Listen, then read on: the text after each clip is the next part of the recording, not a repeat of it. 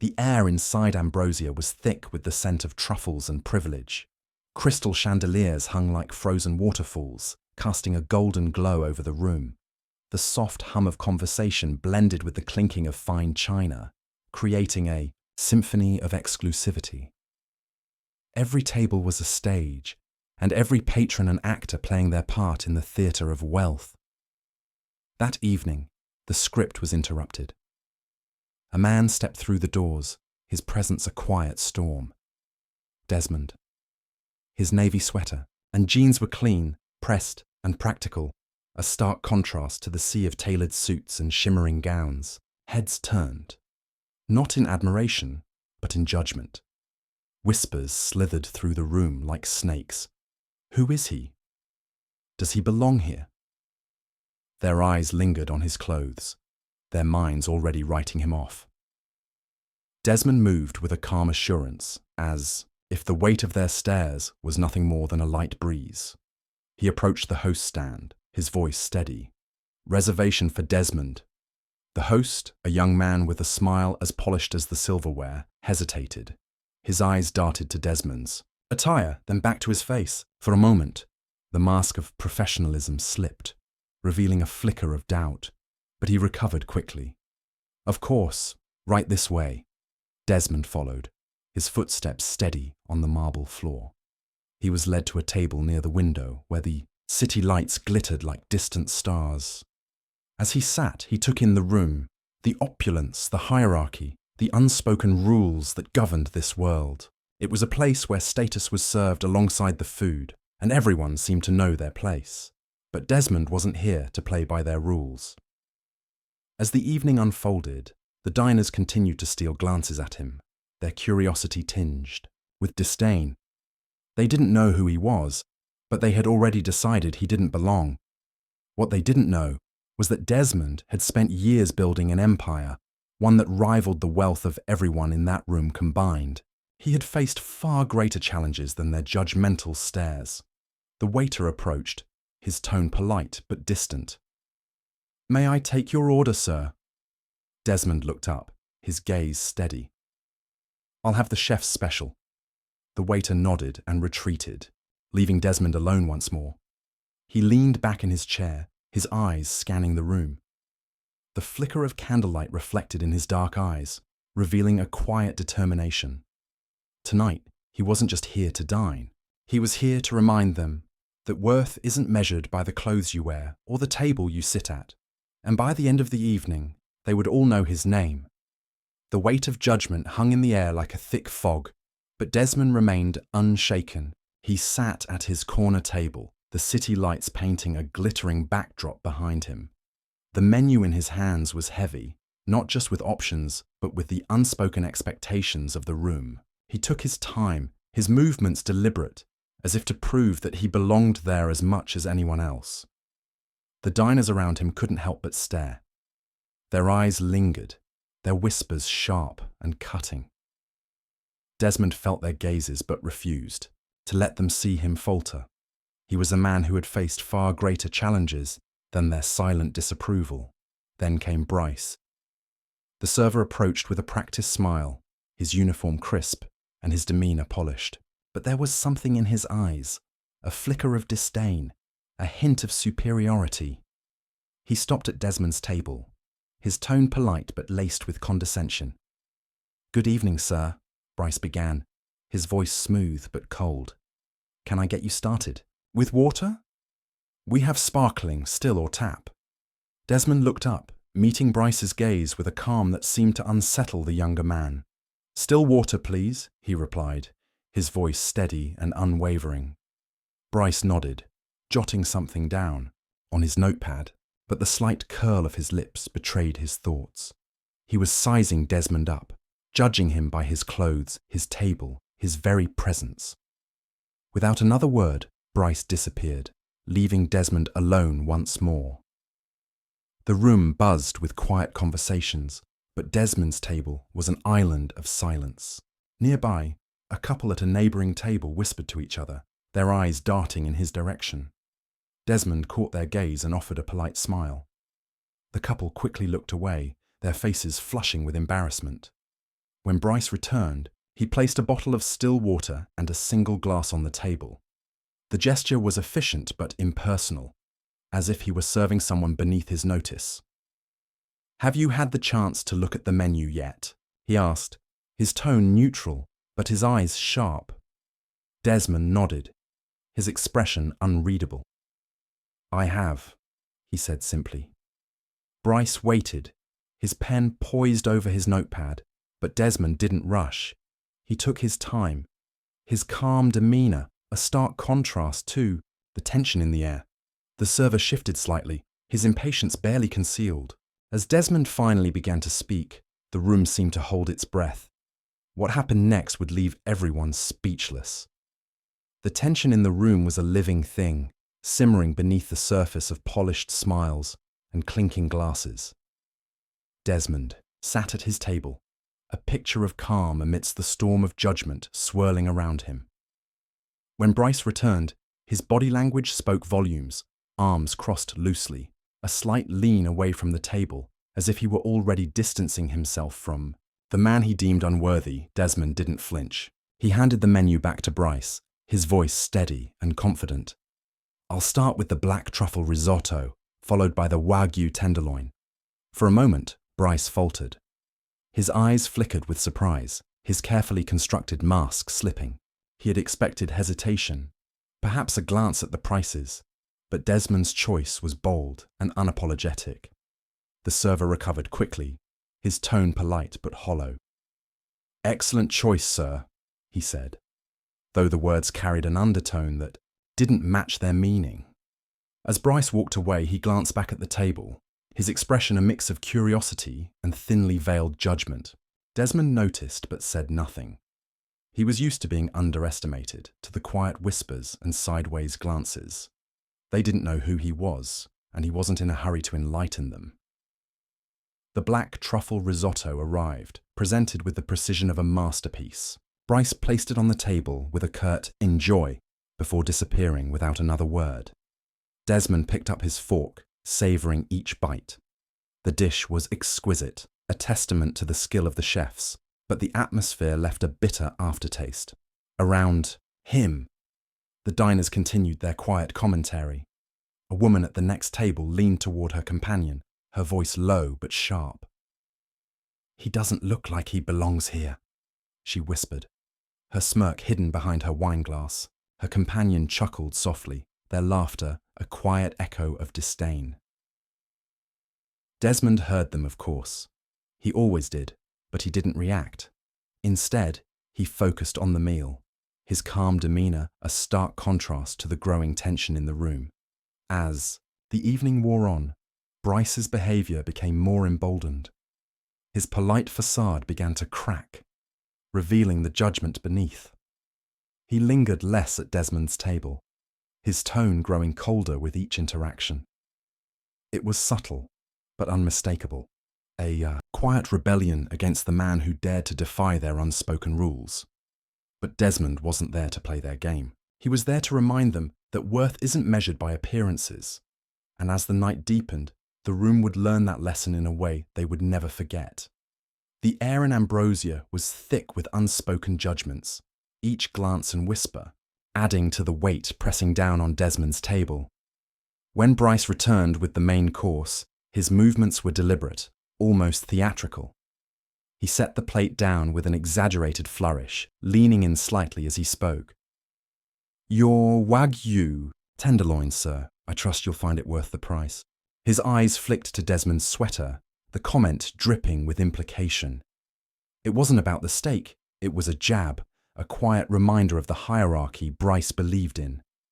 Desmond met his gaze without flinching. "Thank you," he said simply, cutting into the steak with deliberate precision.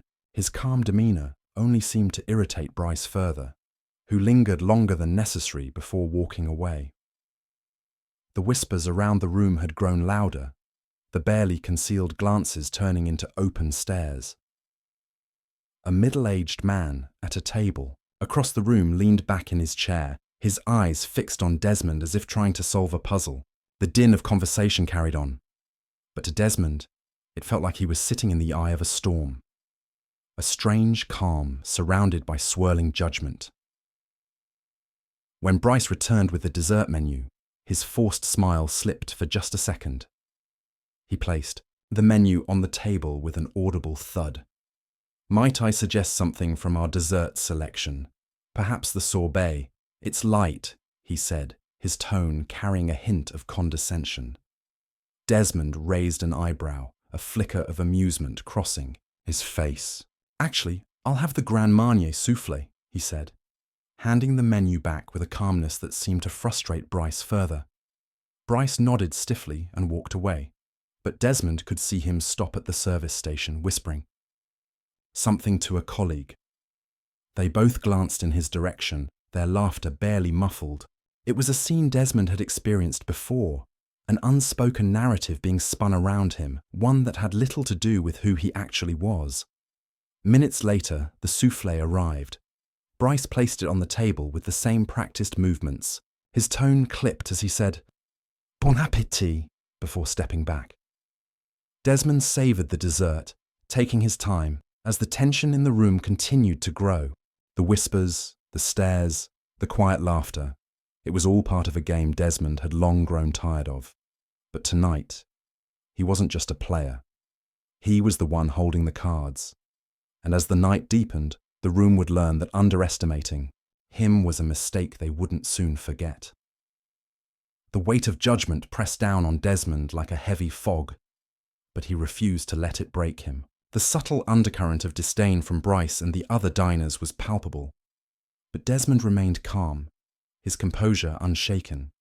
He had faced far greater challenges than their quiet whispers and sideways glances. Then, the atmosphere shifted entirely. A man in a tailored suit approached Desmond's table, middle-aged, with salt and pepper hair and an air of authority. He exuded confidence. His smile was warm as he extended his hand. "Desmond, I didn't know you were in town," he said, his voice carrying enough weight to turn heads. The room seemed to hold its breath. Desmond stood, shaking the man's hand firmly. "Good to see you, Charles," he replied, his tone as steady as ever. The two exchanged a few pleasantries, their conversation casual, yet laced with familiarity. Bryce, who had been lingering nearby, froze mid-step. His expression shifted from smug confidence to visible unease. This was the moment when the truth began to unravel, and the restaurant's hierarchy was about to flip on its head. Charles gestured for Desmond to sit as he pulled out the chair opposite him, unbuttoning his jacket with the ease of someone who belonged in any room. The two men continued their conversation, their voices carrying enough warmth to capture the attention of those nearby. The tension in the restaurant began to shift, curiosity replacing judgment.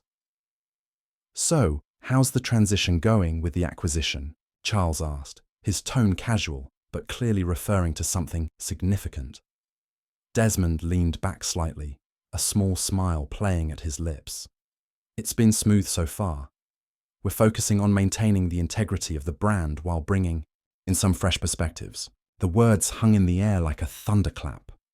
Several diners paused mid-conversation, their forks hovering above plates as they exchanged glances. Bryce, who had been pretending to polish a wineglass nearby, visibly faltered. His head jerked toward the table, his eyes narrowing as he tried to process what he'd just heard. Charles smiled broadly, gesturing around the room. "This place has been thriving under your leadership.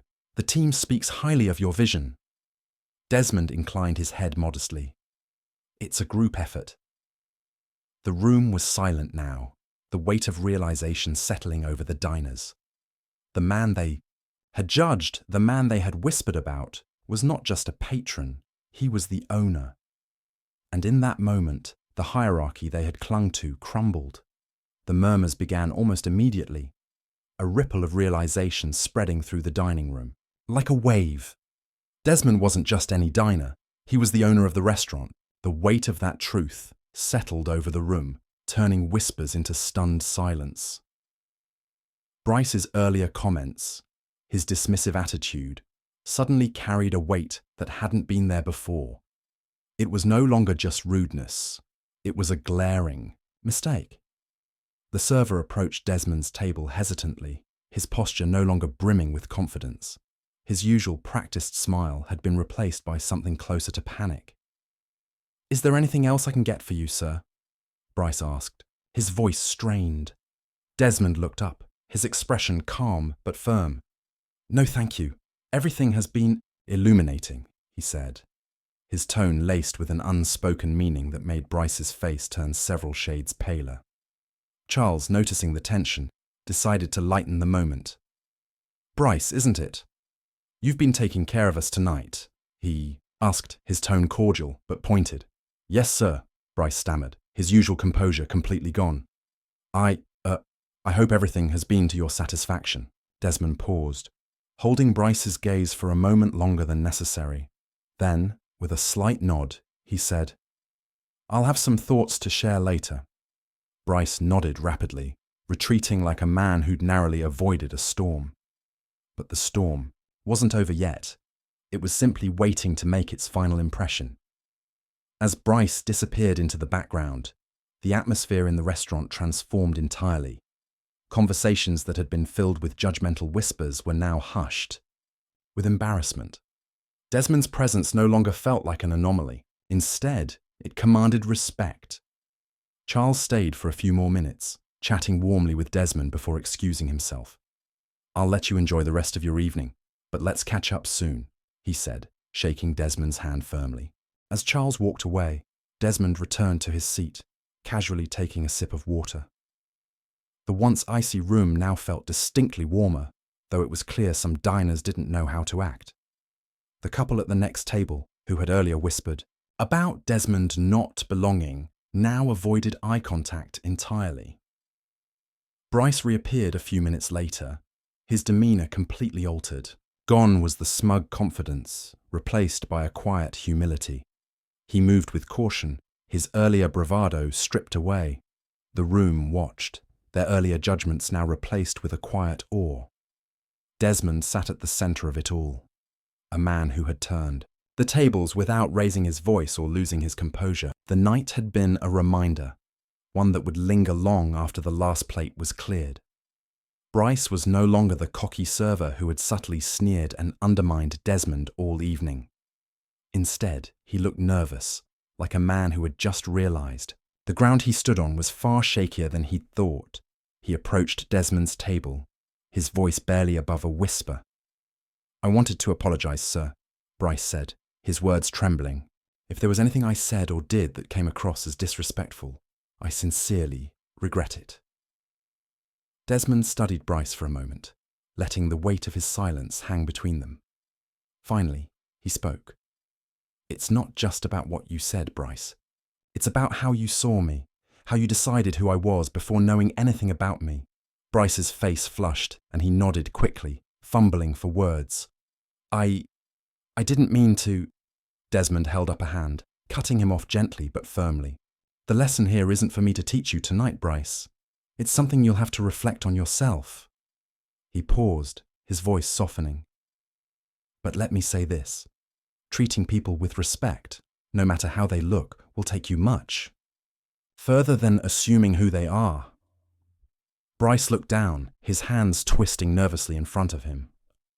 "I understand, sir. Thank you." Desmond nodded, signaling the end of the conversation.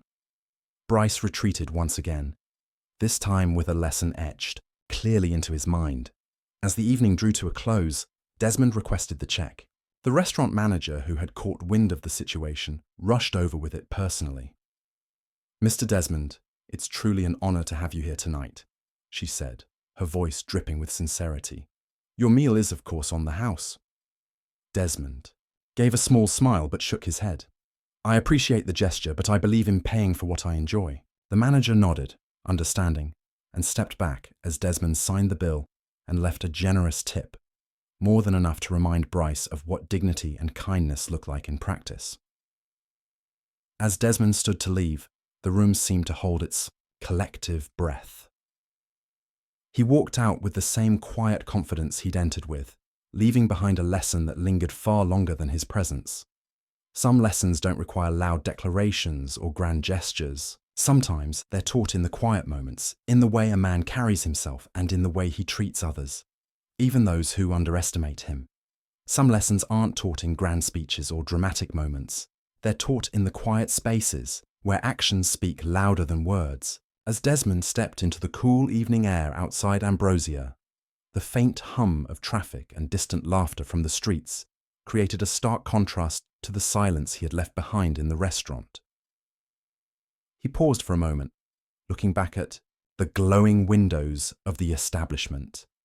Inside, it was likely that conversations were already shifting, some reflecting on the evening's events, others avoiding them altogether. But the lesson, Desmond knew, would linger for those who chose to see it. Respect, like kindness, doesn't cost a thing. Yet, it holds the power to transform the way we see each other, breaking through assumptions and prejudices. What happened that night at the restaurant wasn't just about one man's treatment.